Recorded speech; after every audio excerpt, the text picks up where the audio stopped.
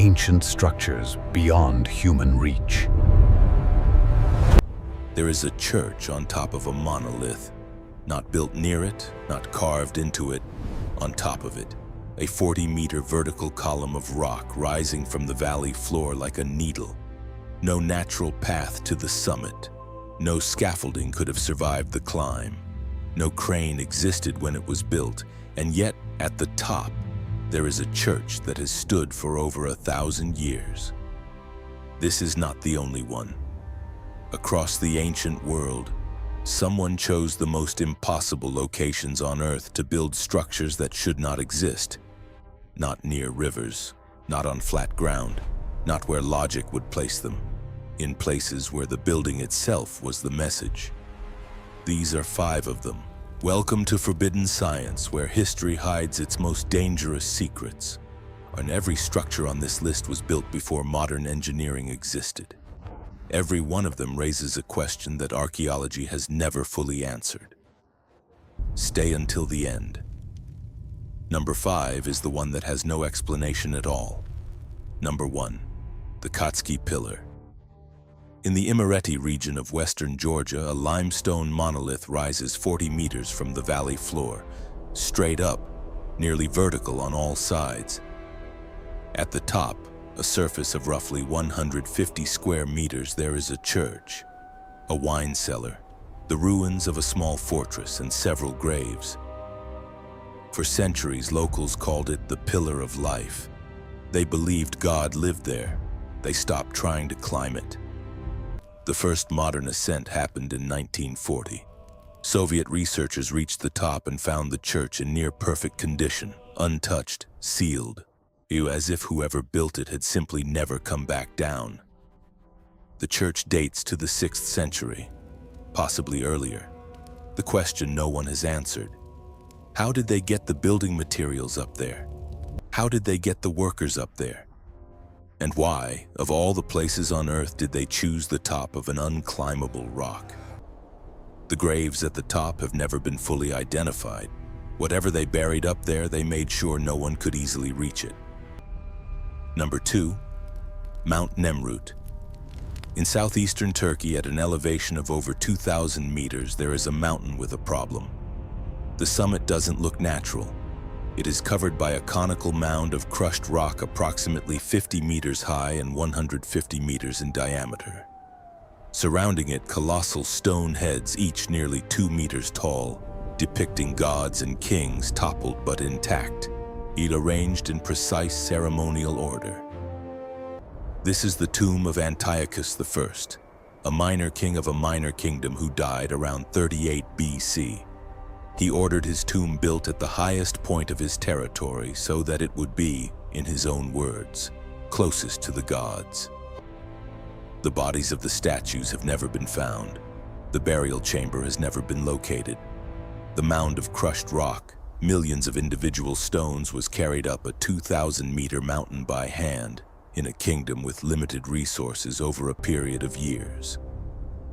Archaeologists have scanned the interior with radar. There is a chamber, sealed, intact. No one has opened it. The Turkish government has not authorized excavation. Whatever Antiochus buried at the top of that mountain is still there. Number 3, the monasteries of Meteora in central Greece, and a cluster of sandstone rock pillars rises from the plain of Thessaly. Some reach over 400 meters. Their surfaces are nearly vertical. Their tops are flat, and on those flat tops, beginning in the 14th century, monks built monasteries. Not small structures, full monasteries, with chapels, kitchens, libraries, cisterns, sleeping quarters.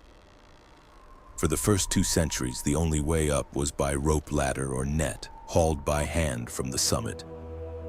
When visitors asked the monks how often they replaced the ropes, the answer was consistent across multiple historical accounts: when God decides it is time. The monks chose those rocks deliberately, not because it was practical, because it was impossible for anyone who wanted to harm them to follow. During the Ottoman occupation, they were right. 6 monasteries survive today.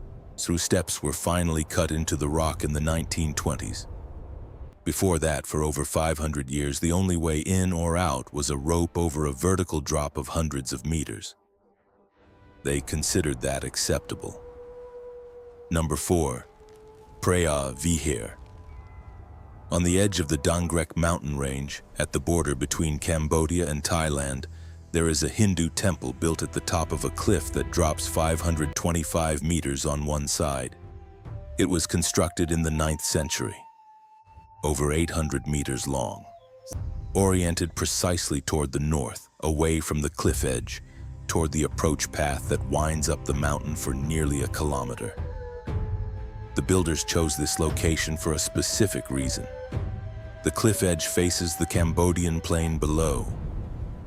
On a clear day, you can see for 100 kilometers. The temple was not built to be hidden. It was built to be seen from below, by everyone who could never reach it.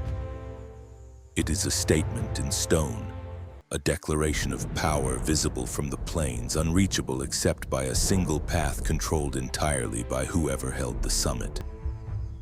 The temple changed hands between Cambodia and Thailand multiple times over the last century.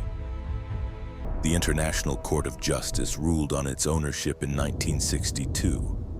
There were military clashes as recently as 2011. A temple built 1,100 years ago on an impossible cliff is still causing wars. Number 5. Nan Madol. This is the one with no explanation. Off the coast of Pohnpei Island in the Western Pacific, there is a city built on artificial islands in a lagoon.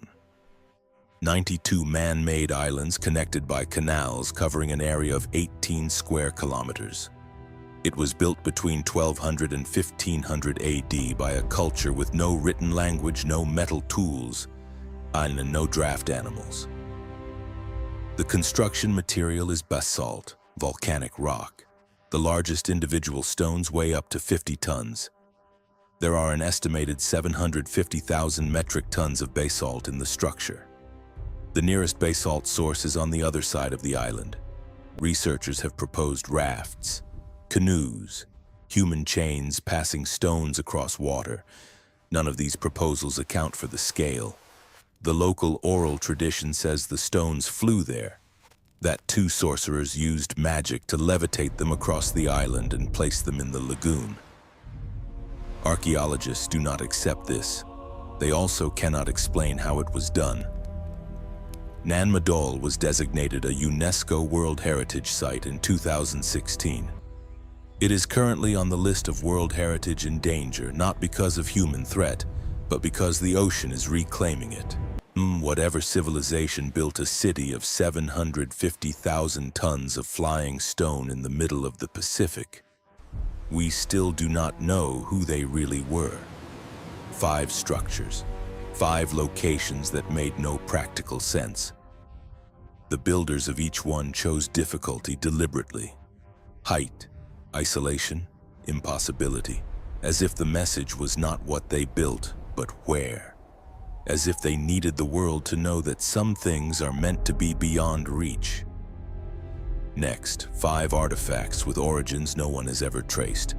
Objects that exist in museums today with no explanation for how they were made or where they came from. I am the archivist. The past is never as silent as it seems. Subscribe to Forbidden Science and return for the next mystery.